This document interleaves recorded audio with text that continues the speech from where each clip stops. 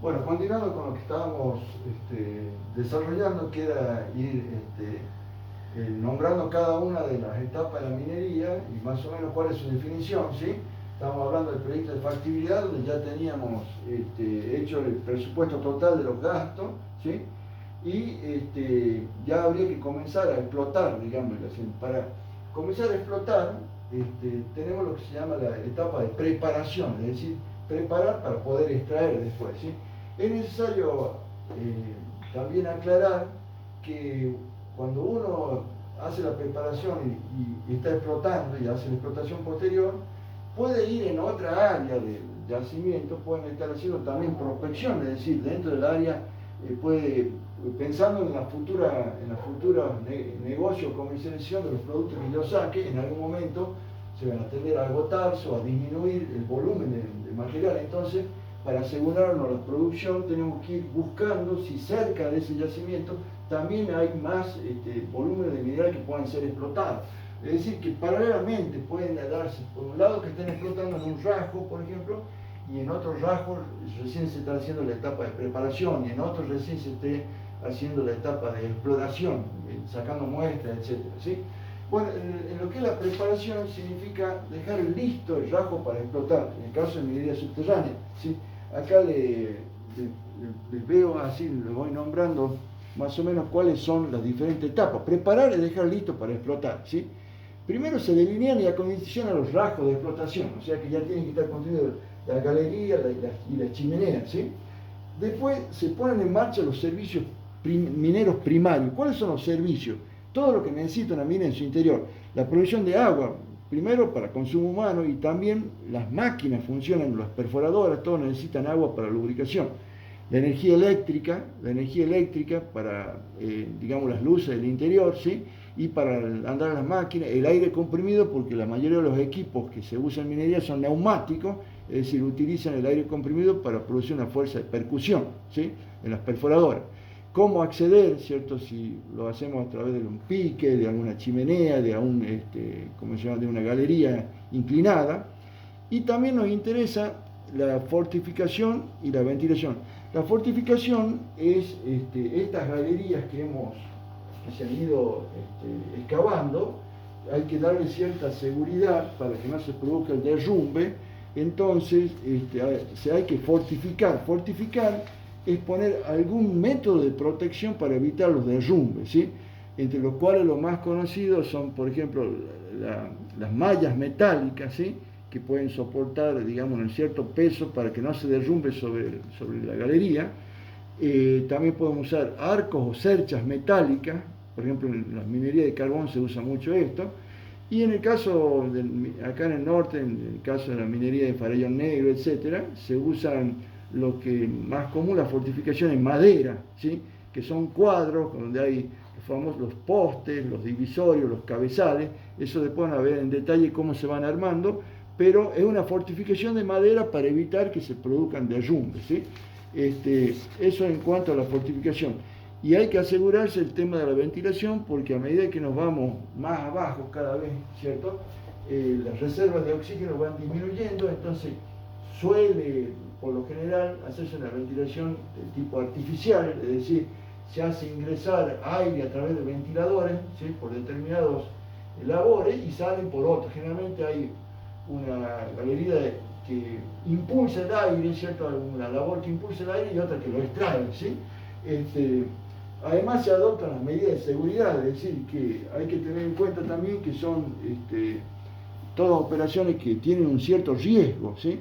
Entonces, para evitar accidentes, problemas puede haber contaminación con gases, se adoptan todas las medidas necesarias para disminuir al mínimo los riesgos, ¿sí?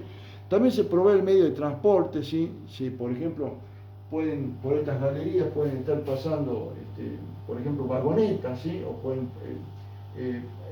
vagones de pequeño porte, ¿sí? Y cuando las sacamos a una área mayor ya podemos usar camiones de mayor tamaño, etcétera, ¿sí? Es decir, que hay que pensar en cómo sacar desde el interior de la mina hacia afuera, y después seguramente se lo puede sacar o por digamos, el pique, o también por una especie de rampa.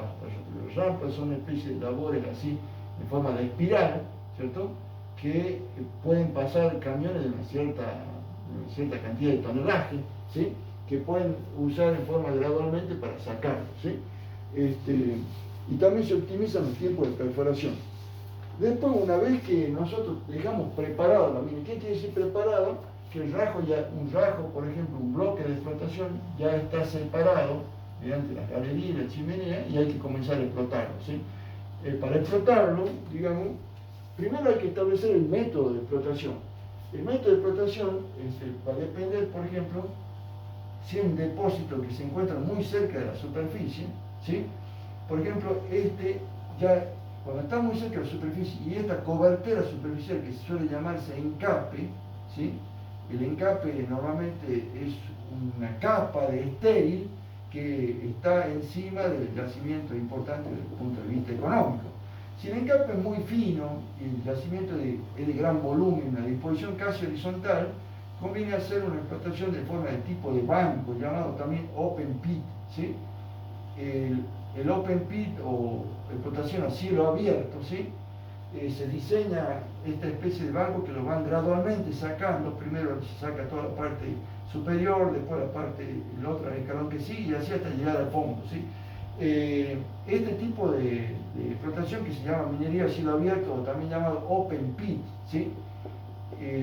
Digamos que tiene la ventaja de que se va extrayendo, digamos, en forma secuencial y rápida, y no hay que ir, en esta etapa hay que hacer primero las labores hasta llegar al fondo y así, es más rápida, pero el problema es que arrancamos un volumen bastante grande de mineral y por eso tiene que ser un mineral, digamos, que tenga poco estéril a la vuelta, es decir, que la mayoría que saque es mineral. En el caso de por ejemplo, ya son tipos de yacimientos diferentes. Sí, generalmente estos se dan en minerales no metalíferos o también en el caso de bajo la lumbrera que tiene los pórfidos de cobre, que son especies de bolsones de cobre que se reparten en un área bastante grande. Entonces uno lo puede ir explotando también en forma de estadio o de open pit. En cambio, si la disposición del yacimiento, o sea, es el tipo vetiforme, o sea, con una veta o filón que es casi vertical o subvertical, que tiene prácticamente, no conviene, porque si la veta y le saco, quiero hacer una explotación en banqueo, voy a arrancar un montón de estéril para poder llegar ahí. En ese caso ya no me conviene hacer una explotación a cielo abierto, sino una explotación subterránea, que más o menos a grosso modo consiste en una labor vertical llamada pique, más o menos hasta el fondo del yacimiento, y de ahí se empieza digamos, a extraer, a excavar, digamos, labores horizontales que tocan con el yacimiento, llamada cortaveta, y una vez que hacen intersección con el yacimiento, desarrollan lo que se llama la galería en dirección. De tal manera que queda dividido un rajo queda dividido, digamos, en este caso, por ejemplo, ahí tendríamos para un lado una chimenea, ¿sí? Para un lado la otra, y tendríamos la galería superior, la galería inferior, una chimenea lateral, ¿sí? Una chimenea 1, por ejemplo, y una chimenea 2, ¿sí? Ahí estaría delimitado el rasgo, ¿sí? Una vez que hemos delimitado el rasgo, ahí empezamos a hacer lo que sería cómo explotarlo, ¿sí? Eso para la mayoría de los alumnos que no están familiarizados, ¿sí? Básicamente consiste en perforar el frente de explotación. Esta galería, por ejemplo, tomamos en la galería así, se la suele ver a la veta así, dispuesta en forma lateral. Entonces uno tiene que hacer una serie de perforaciones, ¿sí? Con las perforadoras neumáticas, ¿sí? Y en esas perforaciones va colocando los explosivos, ¿sí? Los explosivos, normalmente están el explosivo, que es generalmente un cartucho de este tipo, y se suele colocarle un elemento llamado detonador, ¿sí? Que puede ir con una mecha. Antiguamente se usaba una mecha, hoy en día se usa más un cable eléctrico que va conectado a una especie de batería, algo que se llama explosor, ¿sí? Que lo que uno hace es activar una manija y le pasa corriente, y eso produce la detonación del explosivo, ¿cómo se llama? El detonador, y el detonador hace explotar después el explosivo, ¿sí? En esta etapa de la explotación se selecciona qué tipo de explosivo se va a usar, ¿sí? y la secuencia de disparo. ¿En qué consiste? Por ejemplo, si yo quiero abrir una galería, ¿sí? Por ejemplo, normalmente se hacen las perforaciones y se le da un tiempo en que va a ir perforando. Normalmente se saca de adentro para afuera, es decir, por ejemplo, se hace una pequeña excavación con un dispositivo de alto poder rompedor, eso se hace la voladura y crea una cara libre para que después el resto de los tiros vayan saliendo en ese lugar. Entonces se le da una secuencia, quiere decir, por ejemplo, primero va a explotar 1, 2, 3, 4, 5 y después 6, 7, 8, es decir, se le da un tiempo de micro retardo que le va a ir permitiendo ir la voladura en forma gradual, ¿sí? En un tiempo bastante corto, ¿sí? También se seleccionan en la etapa de explotación, no solo se selecciona, digamos, el tipo de explosivo, sino también los equipos de perforación, ¿sí? Normalmente para perforar, por ejemplo, si nosotros tenemos que hacer una perforación que puede llegar hasta una profundidad bastante grande, por dar un ejemplo, 80 centímetros, ¿sí? 0,80, uno no comienza con un barré, ¿no? que tenga un diámetro finito, sino que empieza con un diámetro grueso, ¿sí? Es decir, que primero hace una excavación gruesa y corta, después hace una un poco más larga y más fina, así hasta llegar a la longitud adecuada del barreno, ¿sí? Y eso es una serie de barrenos, ¿sí? Con cada uno con su largo y su diámetro, ¿sí? También se fija la forma de evacuación y de transporte, que son, como dijimos, pueden ser vagonetas, pueden ser camiones, pueden ser palas cargadoras, ¿sí? Y se rellena el vacío dejado por la explotación. Eso es importante también porque depende del método de explotación, ¿sí? ¿En qué se basa el método? Si tenemos minería subterránea, depende mucho del tema de la estabilidad de la roca de caja que lo rodea, el tipo de mineral, si está fracturada o no la veta, porque de acuerdo a eso se elige el método de explotación adecuado, ¿sí? Hay varios métodos en los cuales, por ejemplo, podemos mencionar corte y relleno, hundimiento por bloques, hundimiento por subniveles, ¿sí? Hundimiento por bloques, ¿sí? O también puede ser hundimiento por subniveles, ¿sí? Hundimiento por subniveles, puede ser cámaras y pilares, ¿sí? Es decir, hay una serie de acuerdo al tipo de yacimiento, si es un mineral no metalífero como el carbón o si es metalífero, de acuerdo a la estabilidad de la roca y el estado de la roca, vamos a seleccionar el método de explotación adecuado, ¿sí? Algunos métodos dejan el vacío, una vez que se ha hecho el explotado, dejan el vacío que ha dejado la veta, ¿sí? Y después se derrumba solo por esos métodos de hundimiento. En cambio, otros métodos, a medida que van extrayendo, van rellenando el vacío dejado por la explotación, como puede ser el método de corte y relleno, o el método de cámaras y pilares, son métodos que no producen hundimiento, sino que dejan el vacío dejado por la explotación con una estructura que le permita soportarlo, ¿sí? Y una vez que hacemos la explotación, aquí hay algunos ejemplos de cómo se hace la perforación cariovoladura, se puede ver perforadoras, ¿sí? Se llaman jumbo, de 4 o 5 brazos que perforan, luego se colocan el explosivo, ¿sí? Con los detonadores y ahí pues, con cable eléctrico o con una mecha, después se los conecta entre sí a los barrenos y después con un explosor se hace activar la explosión y se produce el derrumbe. Hay que tener en cuenta también que cuando se hace la perforación normalmente se usan dos tipos de explosivos. Los explosivos que van al fondo se llaman carga de fondo, ¿sí? Son explosivos de alto poder rompedor como el gelamón, por ejemplo, y los que van atrás se llaman carga de columna, que es solamente, digamos, para expandir y hacer volar la roca, son de menor poder rompedor que puede ser, por ejemplo, anfo, ¿sí? Ese tipo de explosivo, ¿cierto? Se lo selecciona durante la etapa de explotación, ¿sí? Después de la etapa de explotación tenemos el tratamiento mecánico del mineral, ¿sí? Una vez que se ha arrancado el mineral hay que llevarlo, digamos, a la planta de concentración, ¿sí?